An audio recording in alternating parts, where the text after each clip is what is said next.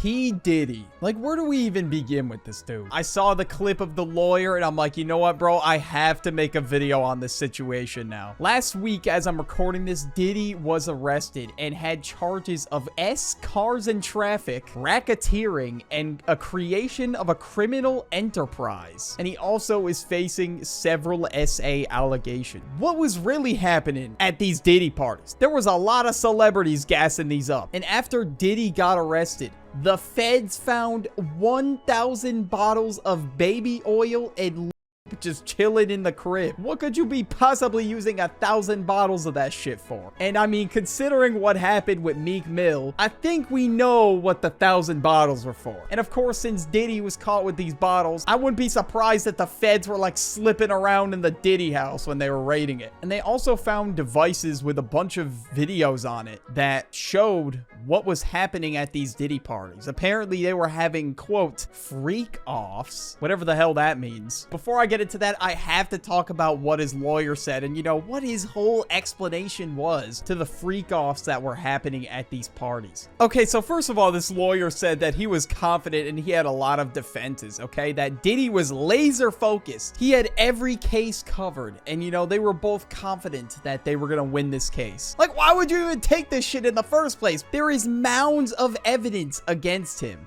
And this was his defense why Diddy had 1,000 bottles of baby oil in his house. How do you explain the baby oil and the lubricants? 1,000 bottles of baby oil. I don't think it was 1,000. I think it was a lot. I mean, there's a Costco right down the street. You know, I think Americans buy in bulk, as we know.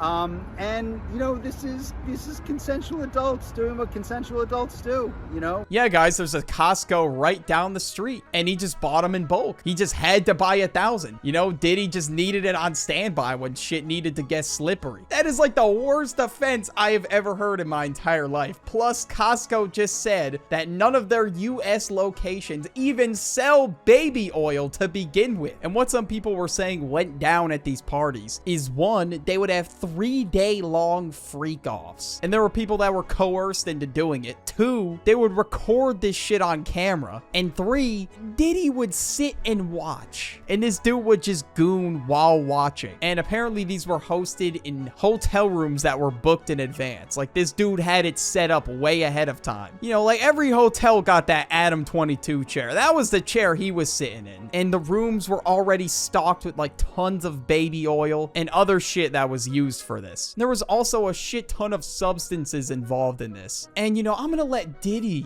explain, you know, what was happening at these Diddy parties. I'll let Diddy explain it for himself. Alcohols. Right. Alcohols. Right. Not just one alcohol. Alcohols. Right. Just different blend. You need the lady. Some water. Just like a lot of ladies drink water at parties. They just, you know, so you have, if you don't have what they need, they're gonna leave. Right. You need locks on the doors. Okay, this is sounding kind of dangerous now.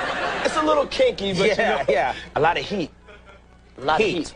Yeah. Heat. You mean that physically the place has to be hot? You don't have no air conditioning. According to him, all right, this is what you need for the ideal Diddy party. All right, you need alcohol, all these ingredients that you gotta mix in. I wonder what the ingredients are, Diddy. Could you please explain that? So, you need water, and then you need to lock the doors. What do you gotta lock the doors for? I thought they were here because they wanted to feel the presence of Sean Diddy Combs. Like, what happened to that? And then you need heat, and a lot of it. So you mean like 3 days worth of heat? But seriously though, how the hell did people even want to pull up to these parties? It's like 100 degrees in this dude's crib. You're locked in the house, now forced to partake in a Diddy freak off. And you know, he really makes sure the drinks have all the ingredients, you know, really mixing them in there. And of course, because of just the way he acted and stuff like this, people knew about this shit for years. And what is concerning is that a lot of celebrities definitely knew about this. We're like the #1 attendees at this Diddy party. And not even your GOAT is safe, all right? LeBron was attending these Diddy parties. He did FaceTime Diddy on a live stream and say this one time. Oh, hey, everybody know ain't no party like a Diddy party, so.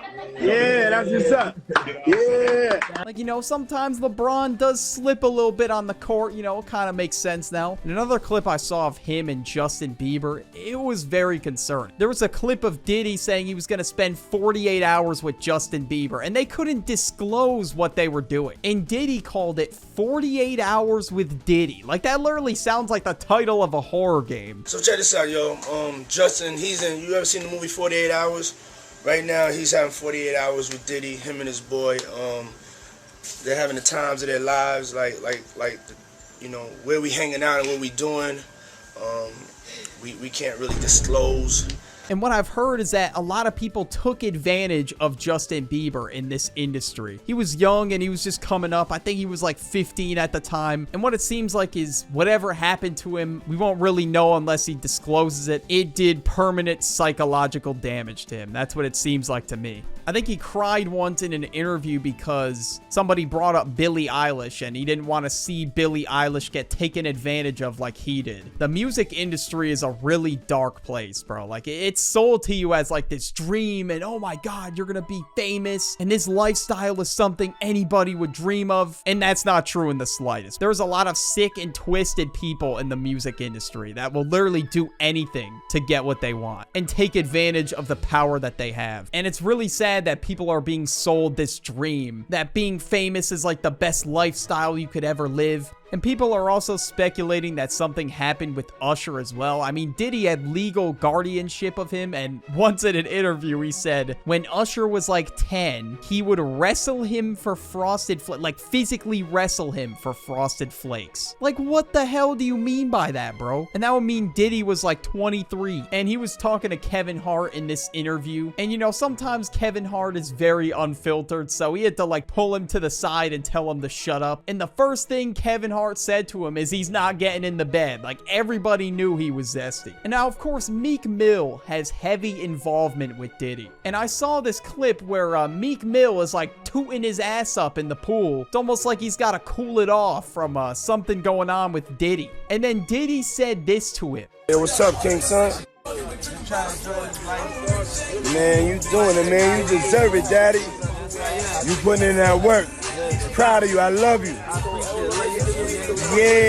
Yeah, huge pause there. There's no explaining that one away. We all know what was happening with Meek Mill. He definitely spent 5 nights at Diddy's. That's another horror game title right there. And I think this happened in February. Somebody leaked a video of P Diddy and Meek Mill. And you know what kind of video I'm talking about. And then after that, Meek Mill was just in denial and he was having like the biggest Twitter crash out of all time. You know, Meek, it's okay, man. We know. You know, I can't really look at Meek Mill the same anymore after hearing that very weird audio. You know, I can't really look at him as like this Philadelphia street rapper anymore after what happened with 3 nights at a Diddy party or 5 nights at Diddy's, whatever the hell you want to call it at this point. I'm pretty sure it was like an ex-security guard at Diddy's house that ended up leaking that footage, and he was just recording it behind the door. And obviously, I'm not showing that shit, bro. I don't want to dig for that clip either. I really don't want that shit on my search history, and I really don't want to subject you guys to this clip either. Diddy has always been weird, bro. There are so many videos of him doing weird-ass shit, like televised. Like, this shit was publicly televised. He was at some kind of basketball thing. I don't know if it was like an NBA game. I have no idea. But this dude literally wanted a whiff. Like, what the fuck? What good would heaven be